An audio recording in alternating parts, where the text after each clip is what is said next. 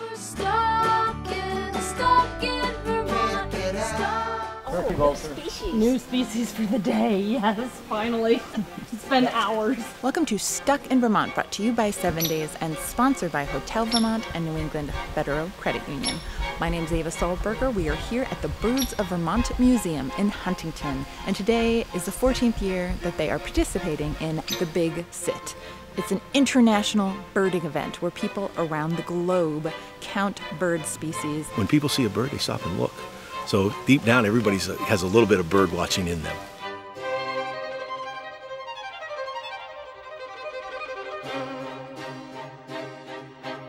Anybody can go out and look at birds. I mean, you don't have to have all of this equipment.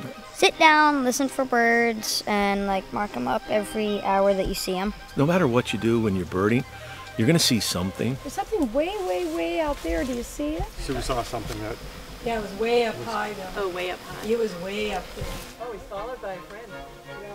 There's two, yeah. It's not a sharpshin, it's too small to be a goshawk. Yeah, so Coopers. That puts it It's the Coopers. 2 new species in 2 minutes. And what did you just say? Good. A Cooper's hawk. Good. Today it rained, and now the sun's out, so the birds are just starting to get active. Last year, we had the fire going, and we were all sitting by the fire watching the birds. So you never know what this day's going to bring. Just when I was here, we saw some woodpeckers. Hairy and Downy, yeah. Oh, right here. Definitely a male downy up there. I think there's 2 downies there. Yep. We got up at 5:05 to get here at 6 because that's when it starts. And you just count the number of birds you see every hour.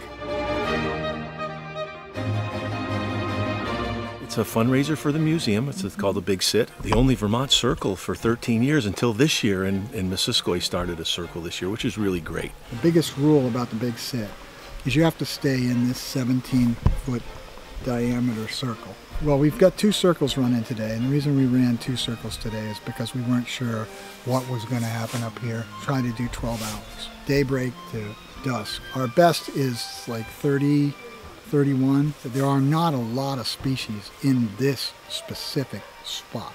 And why is it important to record this data all over the country and across the world? Because it gives you a footprint or a picture of what the bird situation is on that specific day. Size-wise, when you think kestrel? It's the Coopers when it's got the big neck, so it looks like a T. Yeah, so the hawks are moving. And they're doing them in a wide range of habitats, in a wide range of places, totally different conditions, totally different areas of the planet. He's going over that way, more to the left. The broad-winged hawk, another one, second of the day, and a red-tailed hawk, first of the day. A male downy woodpecker. Hairies, downies, red-bellied woodpeckers, American goldfinches, mourning doves, ravens, yellow-bellied sapsucker, blue jays.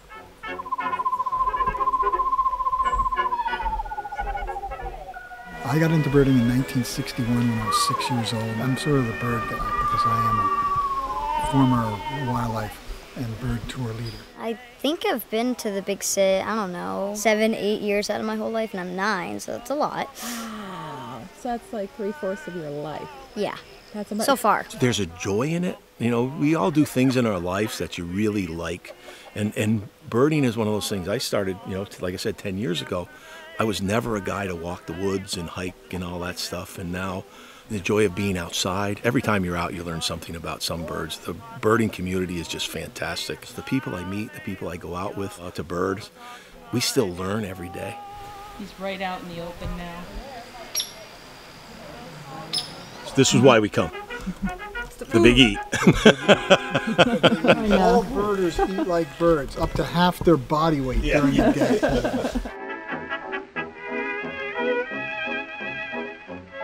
Birds are a very intricate part of our environment. They basically are a barometer of how things are. We had such a weird year. I mean, it got cold early, and now it's hot. A lot of the migrators may not have moved south yet because it's still pretty warm up north. And so somewhere along the line, we're hoping to see that big push down.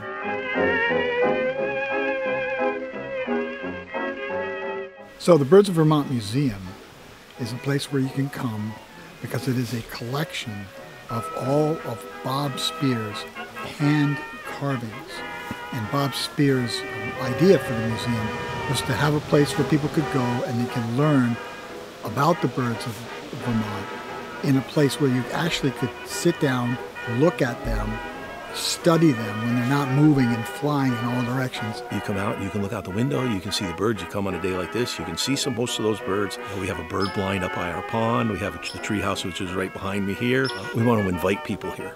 And I think this is part of our invitation, is to get people here. Birds are waking, hear them welcome the morn. They're sweetly singing the song of the dawn. Maybe it's time to look up and see what's in the trees in the sky above you. And we will get stuck in Vermont with you again real soon. Follow us on Facebook, YouTube, Twitter, Instagram, and sign up for our weekly email alerts. Twitter, get it? Tweet, tweet. That sounds like that woodpecker, huh? Yeah, it is. It's probably a hairy. Yeah, Hairy woodpecker. he's a loud dog. Yeah, they've been the birds that's been the bird of the day. And usually it's usually not the bird of the day.